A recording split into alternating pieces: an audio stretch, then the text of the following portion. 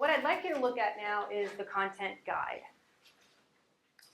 And the content guide is where I tried to break this down into sections and really focus in on the key areas, the 5 key areas of reading, and how we can implement explicit instruction within those 5 areas of reading.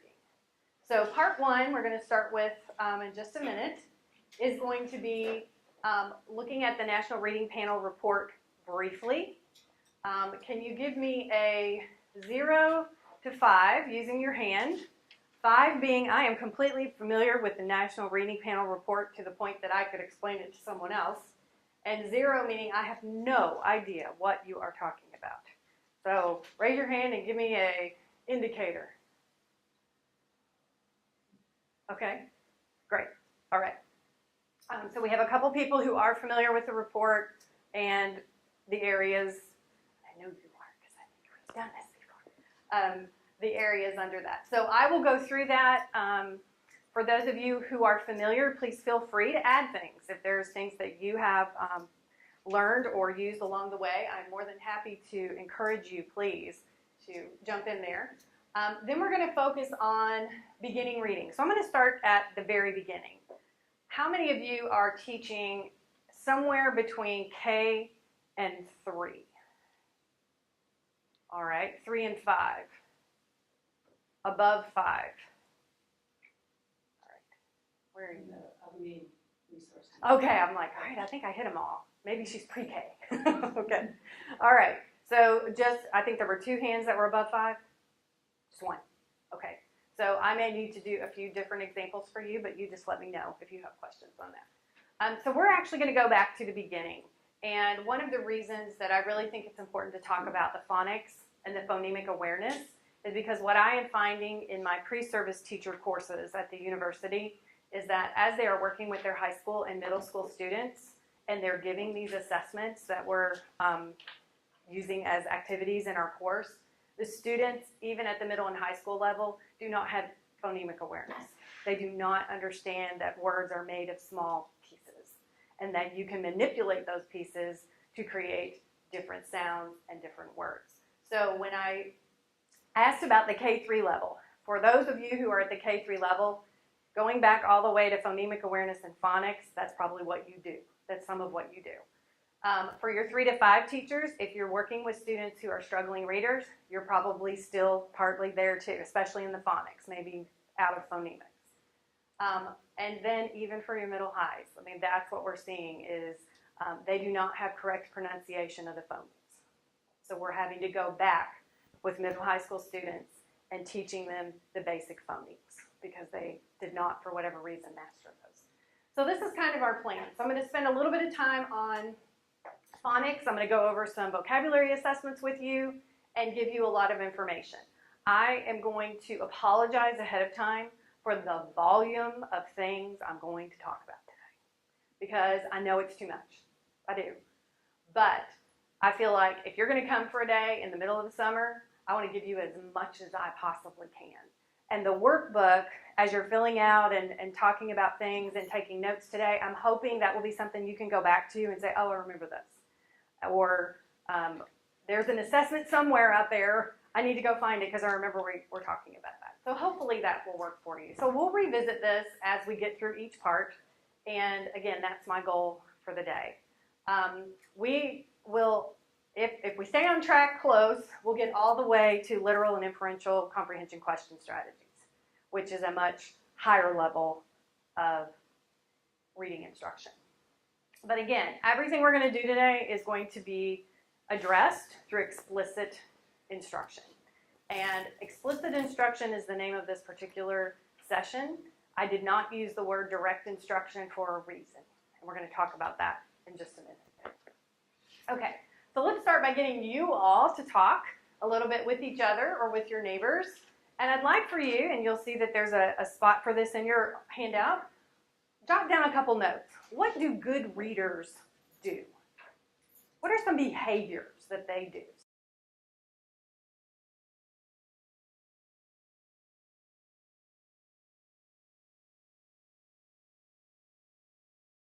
What do good readers do? What do they do, Rachel? They ask questions Good. Make connections. Good. Connections, predictions, questions. What else did you have?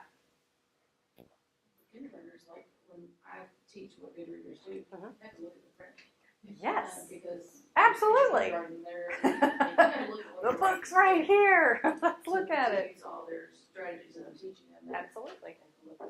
Very good. Good. What else? What do good readers do? Think while they're reading. They think while they're reading. Absolutely. It's not just word calling with no processing or anything happening in there. Metacognition. Okay. They actually read more frequently. They read a lot. Yes, exactly. Yes, absolutely. They read because maybe they want to. What? They want to. Anything else you thought of? They sound out words that they don't recognize. Good. They can sound out words. So they have some level of strategy for approaching a word that they're not familiar with. So something in there. All right. I'm going to add a few more things you may or may not have thought of. They move their eyes from the left to the right. So for those of you who are working with the youngest of the little guys, we need them to know that text is read left to right. If you've ever asked a little guy, and I'm going to say about 2-ish, hand them a book. See what they do with it. Okay? Do they look at it? Do they open it? Do they start turning the pages the correct way? Then you've got somebody who's interested in text. If you hand them the book and they make a fort out of it and they run their cars through the middle, although that's very creative, that's not quite telling, they're not quite ready to tell you that they're looking at books yet. They're respectful of words. And I think a couple of you were kind of alluding to that. You know, they're thinking about what they're reading as they're doing it. If they're a good reader, they're automatically translating print to speech. It's automatically happening. They're doing it in their head. Now, we eventually ask them to do it out loud because we want to hear what those pieces are. They have letter knowledge, they have linguistic awareness, and they have basic knowledge of print. And we're going to talk about what that looks like today. Good readers also can set goals for themselves in reading. Okay, so my daughter's summer reading book had like 26 chapters. What's your strategy? How are you going to get through this? She's like, night before? No, not a good strategy. Pick another one. So we need them to be able to set goals. We also need them to be able to know if something is too difficult for them. You know, is this something that's comfortable for me to read, or is this really challenging? They know the structure and organization of text. They understand that those pictures in the text can actually give them information. And sometimes there's wording underneath. They create mental notes, monitor their own understanding. I think a couple people said that. Make predictions. We heard that one. Integrate background knowledge. And to me, that kind of needs to be like the number one flashing, blinking one. Also making inferences. But that background knowledge piece is really something that the literature is bringing to our attention, because students who are coming from backgrounds who are limited in reading and speaking, meaning people are not speaking to them using good vocabulary, good strong words, a variety of different vocabulary, are really struggling once they're starting school because they don't have background knowledge to bring with them. So they're struggling with those new pieces. So let me ask you this. How are you teaching reading right now to struggling readers in your classrooms? What are you doing? What are you using? Building their confidence, giving them a book that they are comfortable with reading. Okay, good, good. What else? What are you using? What's working? Word sorts. We do. I mean, that's okay. One of the sure. That's beneficial. I've seen with my struggling readers. Okay, and for those of you who are not familiar with word sorts, can you describe that? Whatever the specific spelling code or spelling pattern is, you can have however many groups, and they look at different words to see where it would fit. Like if it was S or C, I can't think of a word for pace, pass, and thinking about and then noticing the things that they have in common, like C is usually followed by E, and it makes this sound rather than sound. Okay, good. And we always have the oddball, and the kids love the oddball. The words that don't follow the rules. Oh yeah. Yeah. And there are so many of those. Oh my goodness. Unfortunately. Oh my goodness. I have my graduate students every year at the end of the year we do a reflection on the course, which is basically a in-depth version of what we're doing today. And I always have the comment of, how did we ever learn to read? And it's like, great question. I don't know, but we did it, so we should be happy. What other things are you using? Yes, ma'am. Sight words, word lists, and rhymes. A lot of rhymes, good. And what grade are you? I'm a reading interventionist. Interventionist, okay. What else? Anything else you're using? Literacy passages. Literacy passages, okay. Oh, I'm sorry, fluency passages, excuse me. Fluency building strategies, okay. I think about it, like I talked to them about. Yes, NRP. absolutely. Thinking about what you're doing and letting them know that, as my students used to say, you must be magic because you just come up with this stuff. I'm like, no, not really. All these things are happening in my head. Let me share with you what I'm thinking. That's really what a think aloud is telling us. Okay, so I want you to think about what you're currently using. How well are those things working? What pieces do you feel like might be missing? And we're going to think about explicit instruction within the construct of the National Reading Panel Report. If you do not have this booklet, I put the link at the top of your page. It's got the citation as well as the PDF. You can pop that in your computer and print it out. Print the short one, the one called Building Blocks, which I believe is the one I gave you.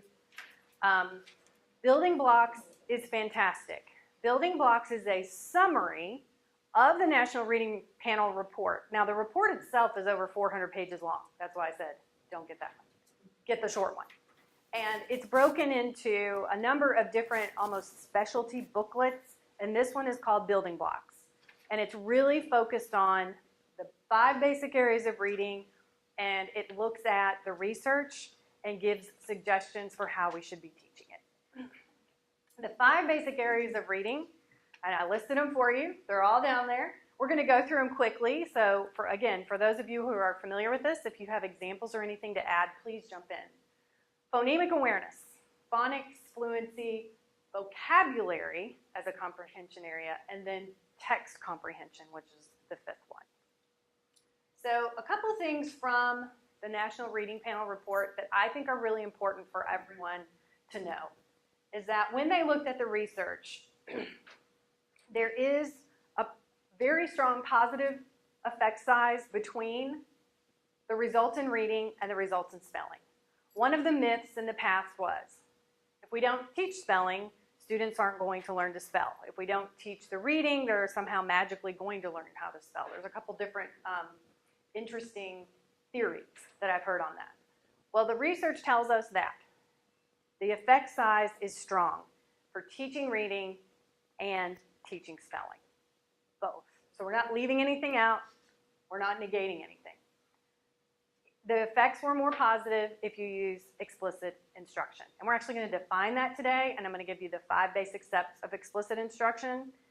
There is no text or book that I'm going to ask you to buy on explicit instruction. This is not an SRA class. This is not a direct instruction class. I love Zig. I love him. But that's not what this is. This is helping you understand more pedagogy and methodology. That's really what this is about. Another thing that's really interesting, phoneme manipulation with letters had a stronger outcome than not. What does that mean? If you just read that in an article, what would that mean to you? Yes, absolutely. Use the manipulatives.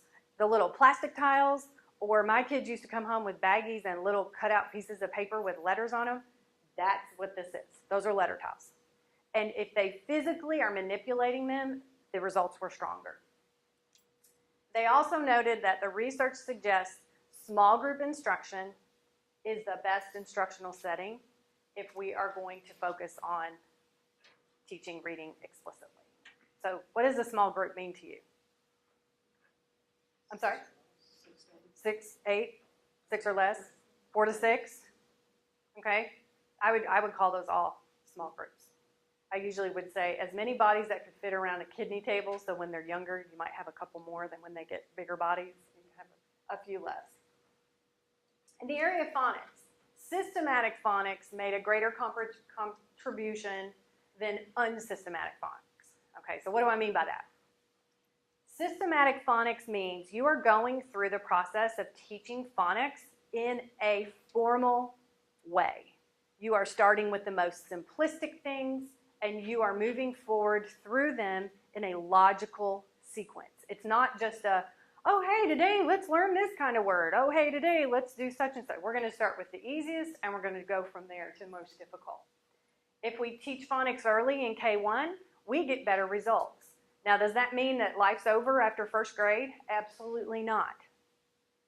Okay, one of my students was teaching phonics to a high schooler, and the progress that the student made was just unbelievable. No one had ever taught him phonics. He had no idea that that's how you were supposed to do this. There is positive results for word reading, comprehension, and spelling if you teach phonics. Word reading, comprehension, and spelling if you teach phonics. And it dispels the idea that if I teach phonics, then my students aren't going to know how to comprehend information because all they're going to know how to do is word call. And that's not what the research found. And if you pull the article out, the building blocks article, it has all the references to support this information. And if you pull the 400-page document out, it gives you even more of those references. So if you need to go back and say, I need to see this, show me the article that said that. It's all in there. And I can help you find it if you're having difficulty. So let's talk about fluency. Fluent reading makes word recognition easier. Now, why would that help with comprehension? Exactly. If you're not struggling to sound out every single word or thinking you can sound out every single word, which you can't, it's impossible. We have too many irregular words in our language. We are finding that word recognition is really leading to comprehension because we're not stalling in there. So really focusing on that fluency building, starting with that word recognition. The recommended practices for fluency building are oral reading with feedback, and feedback is the key word there. If students just read and they never get feedback, they don't know if what they're doing is correct or incorrect. That's the problem with independent silent reading as a fluency building strategy. It doesn't work. And the reason it doesn't work is because their brain is not, no one's telling them, yes, this is correct, or no, this is incorrect. Okay? So I don't know if schools are even still doing, yes, okay, I'm seeing heads. Yes, we are. All right, the sustained silent reading. Place. I am not saying it does not have a place. But when we're trying to teach a student to be a fluent reader and they are not currently a fluent reader, the problem with independent silent reading is, again, no feedback. They have no idea if what they read was correct or incorrect. Now, I do believe that if we give them good text on their level, we have a better shot at that. Absolutely. But if I really wanted to work with a student on fluency building, I will not use silent reading. Absolutely not. It won't work. Now, if I wanted to build a student's vocabulary, absolutely, read tons. Because you're going to learn all kinds of new words as you're reading new text. But it's not going to work with fluency. Okay, you can argue with me. I want you to know that. If you dislike or disagree with something I say, please ask me so that I can help either explain it better or maybe offer you some resources that might help. Vocabulary as an area of comprehension. It's both direct and indirect vocabulary instruction is supported. So some words we have to teach. We just have to teach those words, okay? And I'm going to give you a couple examples of those later. Indirectly, and this is, I think we heard this from Tricia today, reading out loud, talking about a think aloud, letting those students hear all of that vocabulary, that's an indirect approach. Students need repetition and multiple exposures of vocabulary. So if you go through that vocab list one time, 1 week, and never look at it again, that part's missing. We need to revisit that so that it stays with them. And if we have learning in rich contexts, it is very valuable. And this is the piece where we like to engage our families. Please read. Read every night. Read before they come to kindergarten. And I think that's really a big push of our early learning programs. Please read. Talk to your kids, read to your kids, etc. And then the other area of comprehension is text comprehension. And the research is telling us there that explicit teaching of comprehension strategies improves comprehension. So I can actually teach a student strategies for answering an inferential question. I can help them find the information they need in that passage so they can put together a reasonable answer. And I'll show you some examples of that. The key teaching behaviors we need under text comprehension are thorough explanations of the strategy. Again, the students think you're magic because you just find these answers in that passage. What? How did she find that? Where did he come up with that? Explain to them what the strategy is. Explain to them how you're doing it, and that's the think aloud. Watch me. This is how I'm doing it. And then finally, giving them that practice with feedback. Feedback, feedback, feedback, and you'll see that a lot in here. One of the really nice components of explicit instruction is the opportunities for feedback are built in, and you can give students feedback every 2 seconds in some of these situations, depending upon what you're working on. Okay, questions on that? I know that was really fast for those of you who are not familiar with the panel report, and hopefully just a brief review for those of you who have read it before. Any other questions on that? Because we're going to break down each of those, and we're going to talk about examples, activities, and strategies under each one.